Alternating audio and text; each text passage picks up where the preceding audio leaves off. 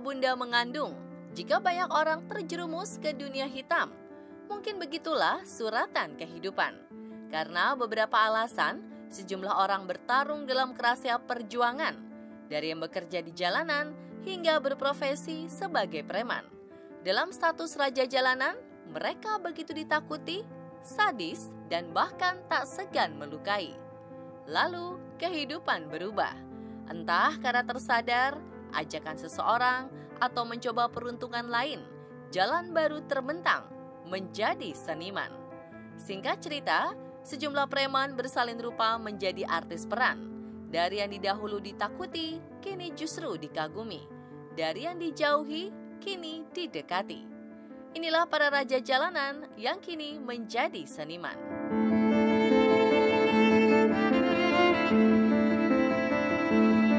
Keterbatasan ekonomi dan sulitnya mencari pekerjaan membuat pemain film dan sinetron preman pensiun ini menjadi preman di wilayah Bandung, Jawa Barat.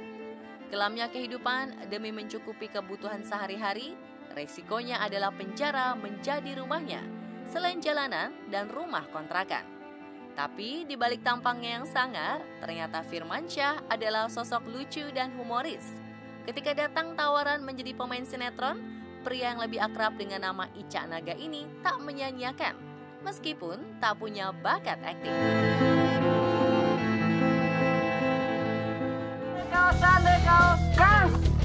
Kita mau ada reuni kecil-kecilan. Boleh, di mana? Tempatnya nanti dikasih tahu. Kamu jangan sampai tahu. Belanjanya sendirian aja, Teh. Bergerak, Pit. Gimana? Si Pipit nggak ada.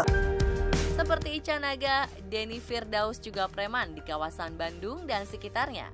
Setelah menjadi public figure, membuatnya bahagia dan bersyukur. Meskipun begitu, ia tak melupakan teman-teman lamanya.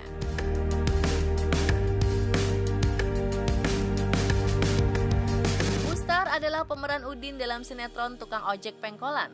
Pria dengan suara parau kelahiran Jakarta 17 Januari 1974 ini dahulu mempunyai kehidupan yang keras dan kelam. Si Udin menghabiskan sebagian besar waktunya di luar rumah dan jalanan. Kalau waktu jadi preman ya itu memang banyak suka dukanya juga gitu loh. Cuman yang pasti kita senang aja kan gitu, karena kita nggak mikirin gimana orang lain dengan intimidasi kita gitu kan. Ataupun yang kekurang ajaran kita gitu loh. Ya namanya di jalanan gitu kan. Kita memang keras ya, memang keras lah. Nama Mustar sohor dan ditakuti di kawasan Pasar Ciledug dan Tanah Abang. Saya ngikut-ngikut ngutip ya kan nama pedagang.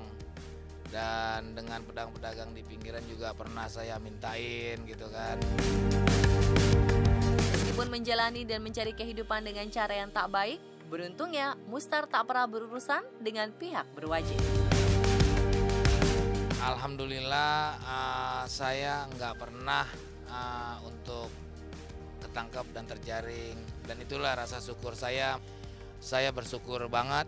Mungkin kalau saya nggak ngikut sini mungkin udah bisa ketangkap juga kali. Selalu ada jalan ketika ingin berubah haluan menjadi lebih baik. Selain sudah mendapat jalan halal, namanya pun kini sudah dikenal. Ya karena memang udah jalan hidup mungkin kan, tapi kita bisa berubah gitu loh. Yang namanya takdir memang nggak, yang nasib itu yang bisa dirubah. Selagi kita mau untuk berubah menjadi baik. Makanya di sini pun saya pertahanin. Alhamdulillah saya mendapatkan pekerjaan di sini yang bisa menjaga untuk saya menjadi baik. Semua orang memiliki perjalanan hidup berbeda-beda. Tapi siapa sangka jika sosok kocak ini mantan pengamen jalanan. Dahulu ayah 3 anak ini tidak memiliki keahlian akting. Sapri berlatih akting bersama sahabat yang juga seniornya di teater Taman Ismail Marzuki.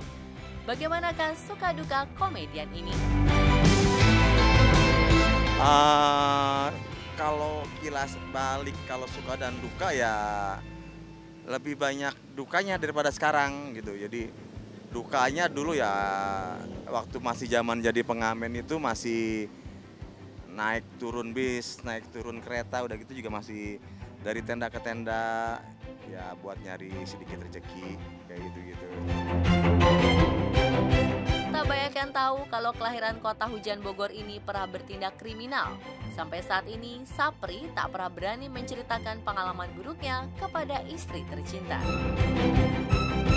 Kalau mencuri sih enggak, karena kan mencuri itu, biarpun saya hidup di jalan, kita tahu mencuri hak orang lain itu bukan kapasitas kita sebagai umat muslim, khususnya saya. Jadi saya dulu tuh nggak pernah namanya mencuri, paling malak sama ya.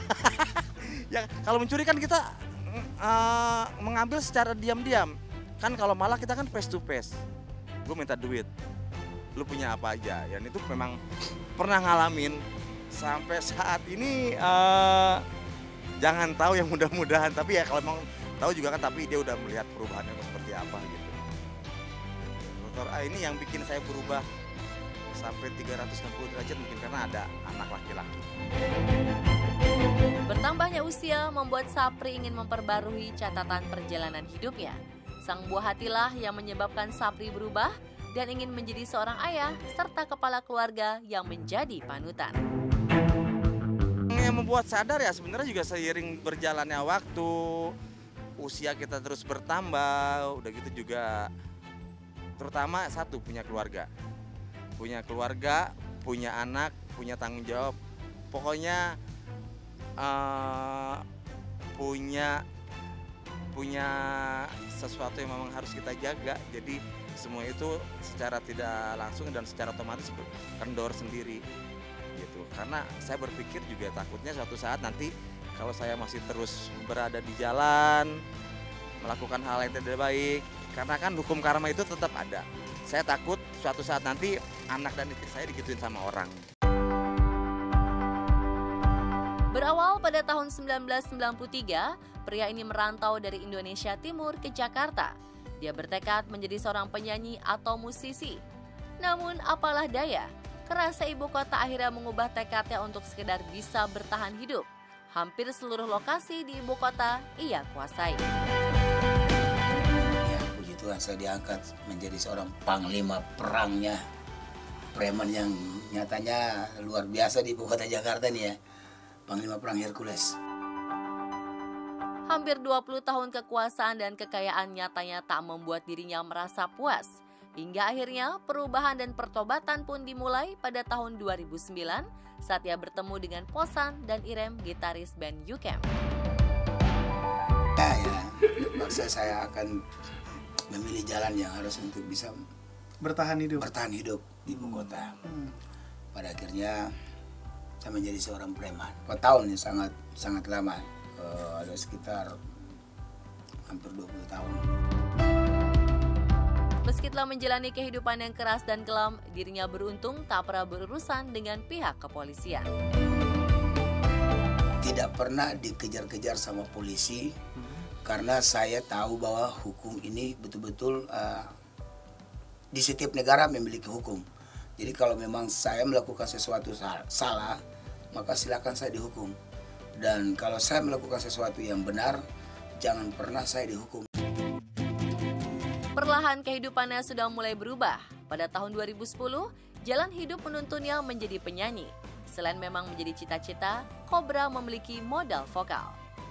Single anyar yang berjudul Masa Lalu terinspirasi kisah nyata kehidupannya. Gini ya, aku sih bersyukur dan berterima kasih kepada Allah Subhanahu wa Ta'ala, Tuhan yang Maha Kuasa, yang telah memberikan jalan kepada saya, yang mana jalan itu diberikan kepada ini adik saya nih, ya, adik Posan, untuk bisa menggiring saya bisa menjadi seorang musisi yang baik. Dan kepada semua rekan-rekan, saudara-saudariku yang mungkin masih terjebak di dunia persilatan, dunia malam atau dunia preman, sudah cukup. Ini bukan waktunya lagi.